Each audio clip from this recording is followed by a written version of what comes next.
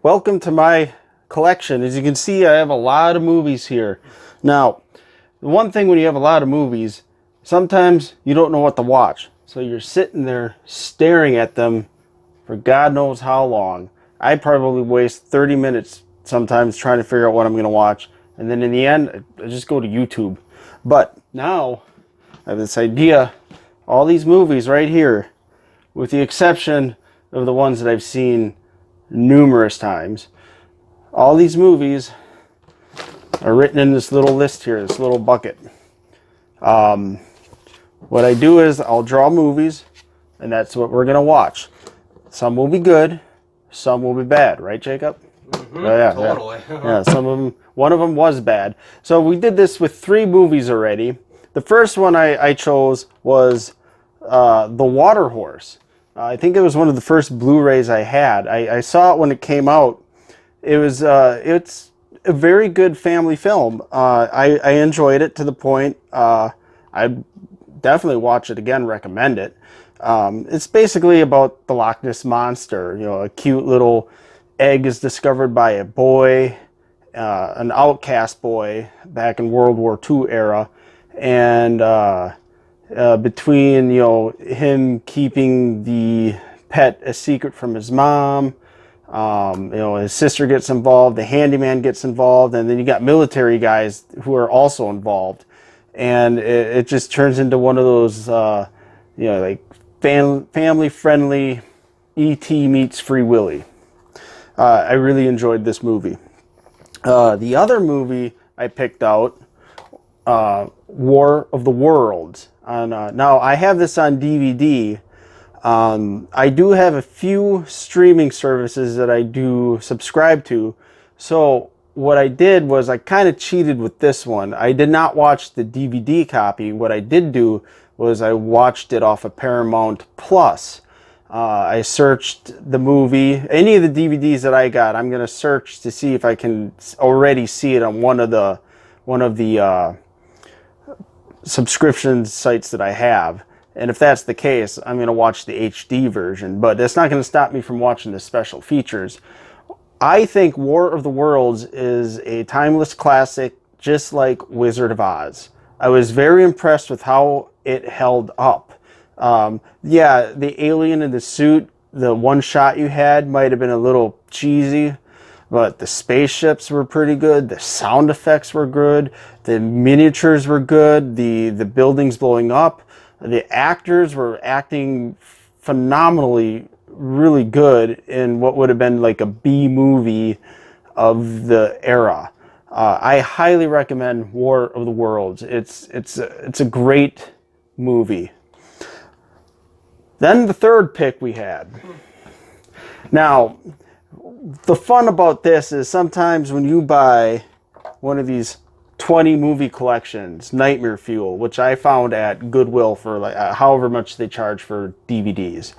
I got it mainly for a movie or two in here, and I wrote down, we have a few sets like these, but I wrote down all the titles individually just like I did with the real movies.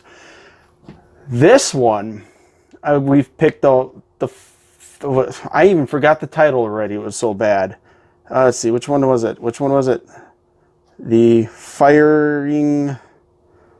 Oh my gosh, I can't find it in here. The Firing Line. So bad, it's good, but apparently not that good because I could not even remember what it was called. You had a military advisor in Central America, becomes disillusioned by the government, and then he joins the rebels for their cause. Lots of explosions, lots of people jumping to the explosions, very poor stunts because I don't think they were stuntmen, they were probably hired extras, so that hired extra is not going to roll down a flight of stairs after his character is shot. I've never seen anybody break their fall the way I saw them break their fall after they were shot. And then when you look closer, you're like, oh, those are concrete stairs. Well, if I was paid $1 to do a movie, I don't think I would roll down those stairs either. Not worth it. It's not worth it. So just a quick summary on those 3 movies.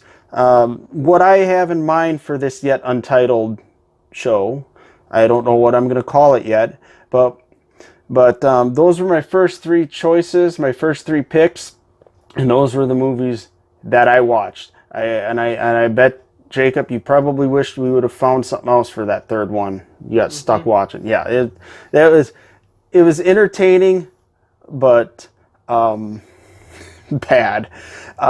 So what I'm going to do is, at the end of each episode, which probably will be filmed separately, because in order for this to work, you got to watch what you pick right away. Otherwise, same thing's going to happen. You're just going to change your mind. But today, since it was just more of a test to see how this goes, the next one will be the real, more in-depth review, I hope, of whatever movie it is that I'm going to pick out. Now, if it's a really good movie, I might have more to say. If it's really bad, I might forget the title, just like I did with the other one. Let's see what... you ready, Jacob? I mean, yep, we're ready. Maybe you'll watch this too, right? All right. Or maybe if you're allowed to watch it. Some of these I might have to watch in the bedroom, because I don't think anybody else in the house will want to watch certain movies that are in this collection. All right, let's see. Better not be Batman and Robin. I think those ones are off the list because we've seen them numerous times. However, if I do get them in 4K, that might change everything. Right. So, the next movie we'll be watching is The Lost Boys. Now that one will be fun to watch. That's a really good movie. I've seen it once before. See if I can find it in here.